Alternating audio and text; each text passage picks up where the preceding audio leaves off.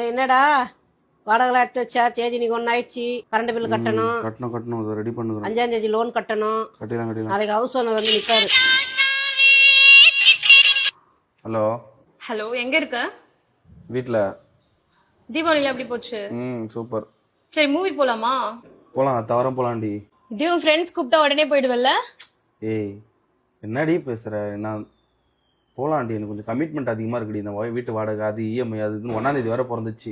இப்படிதான் லாஸ்ட் வீக்கும் சொன்னேன். ஏய் லாஸ்ட் வீக் நம்ம போலியாடி? போனோம்ல, கொஞ்சம் புரிஞ்சுக்கோமா. சத்தியமா நான் கூப்பிட்டு போறேன்டி.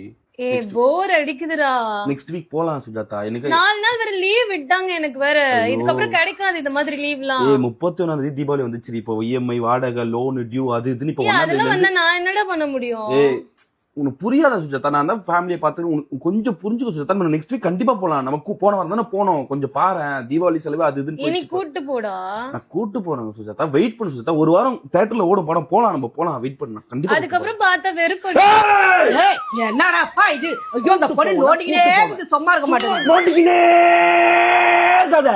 அதுக்கு இப்படி கத்துற? ஏய் கத்தமா பிடம் மயில் மாதிரி பண்ற. பித்தளை மாத்தி மூக்க பக்கத்துக்கு கூட்டு போ சொன்னாங்க. சிசுராத்து கம்பி மூக்கி 3 பாட் வீட்டுல ரெடி. மனுஷன் என்ன கஷ்டப்படுறா, என்ன அல்லோல் படுறாளா தெரியாது உனக்கு. இவளை கூட்டிக்கிட்டு போயினே இருக்கணும். ரோடேன்னு கதியா இருக்கணும் இவளுக்கு. நான் பிச்சைக்காரி.